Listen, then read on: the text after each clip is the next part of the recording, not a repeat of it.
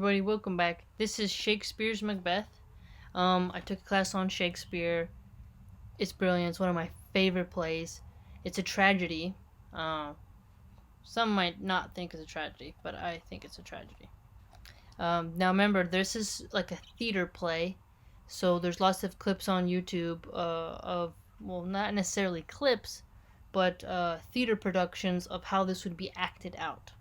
So the way in which I read it might be a little strange, but it's very good practice for the tongue to deal with this more complex language. Um, there's a lot of Americans who have never read Shakespeare and can't read it, even though they speak English. So, again, this is a brilliant play. So, we're starting in Act 4, Scene 3, line 32. Macduff. Bleed, bleed, poor country. Great tyranny lay thou basest sure. For goodness dare not check thee, were thou thy wrongs. That title is afeard. Farewell thee well, lord. I would not be the villain that thou thinkest, for the whole space that's in the tyrant's grasp, and the rich east to boot. Malcolm. Be not offended. I speak not as in absolute fear of you.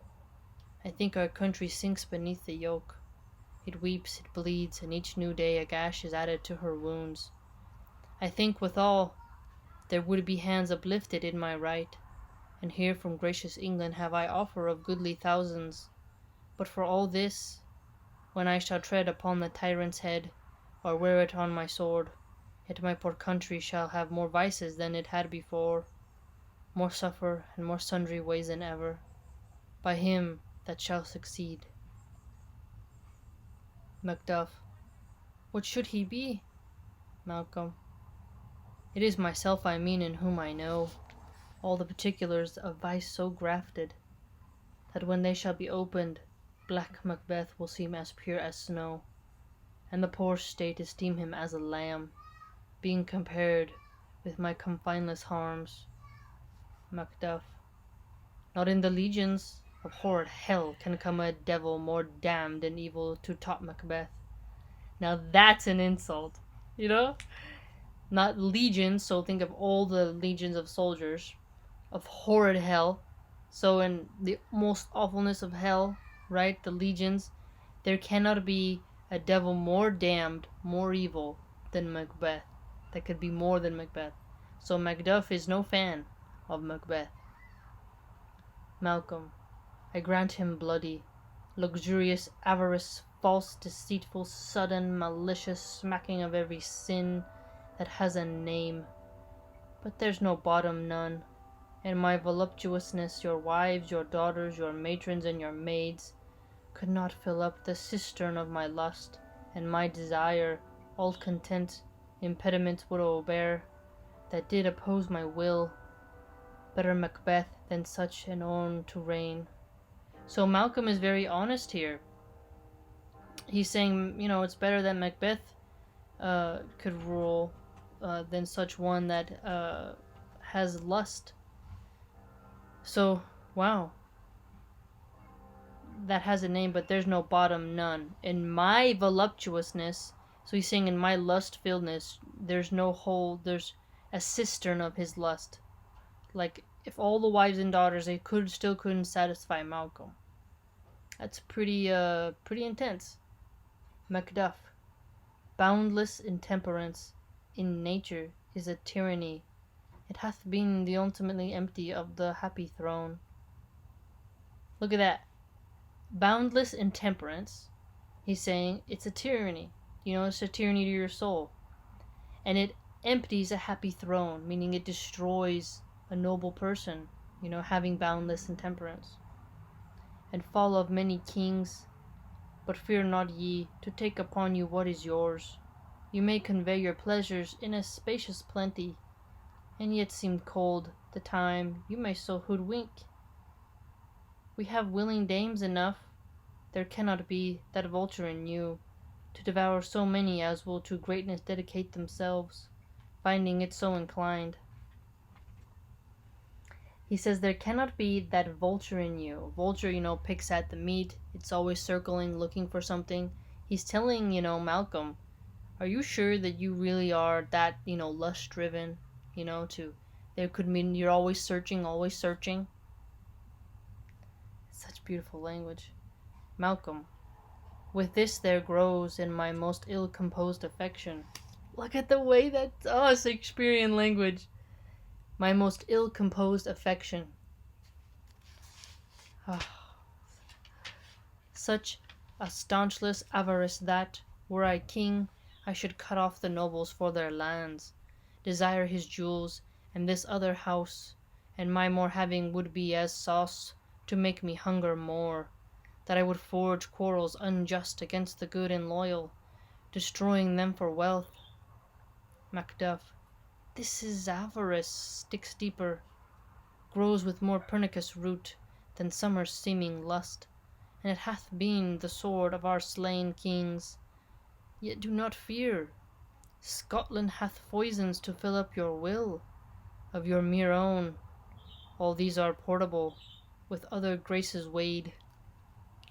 With other graces weighed, all these are portable.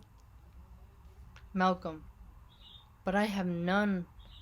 The king becomes graces as just, verity, temperance, stableness, bounty, perseverance, mercy, lowliness, devotion, patience, courage, fortitude.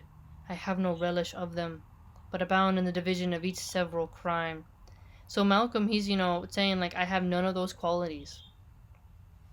He's really beating himself up here. Acting it many ways. Nay, I had power I should pour the sweet milk of concord into hell, uproar the universal peace, confound all unity on earth. Macduff, O Scotland, Scotland! Malcolm, if such a one be fit to govern, speak. I am as I have spoken. Macduff, fit to govern?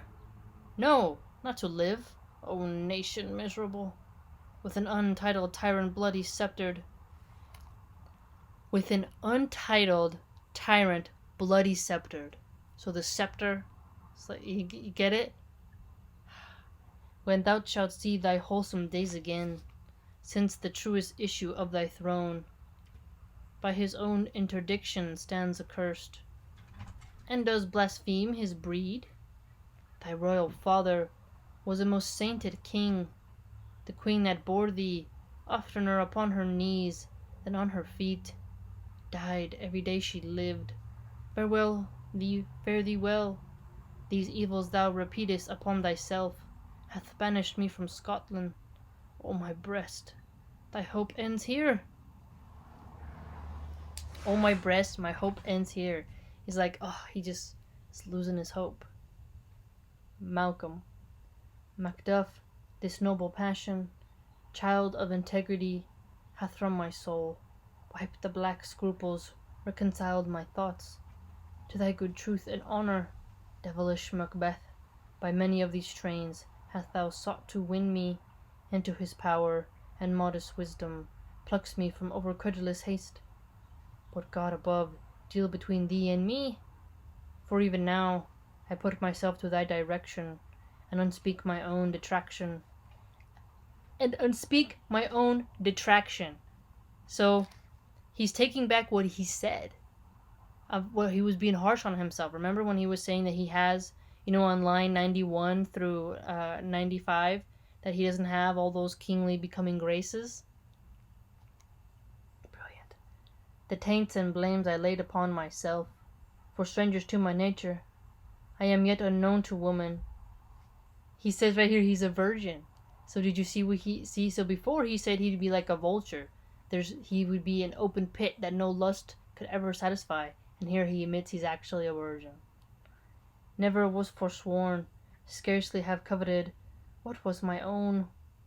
At no time broke my faith, would not betray the devil to his fellow, and the light, no less in truth and life. My first false speaking was upon myself. What I am truly is thine and my poor country's to command, whither indeed before thy approach, old seaward, with 10,000 warlike men, already at a point, was setting forth. Now we will together, and the chances of goodness be like our warranted quarrel. Why are you silent? Brilliant. Freaking brilliant, man. There's almost just the language of Shakespeare is just so beautiful. Child of integrity, noble birth. Devilish Macbeth again. And my poor country's to command. So he means he has a duty as a royal to, live up to what his country expects of him.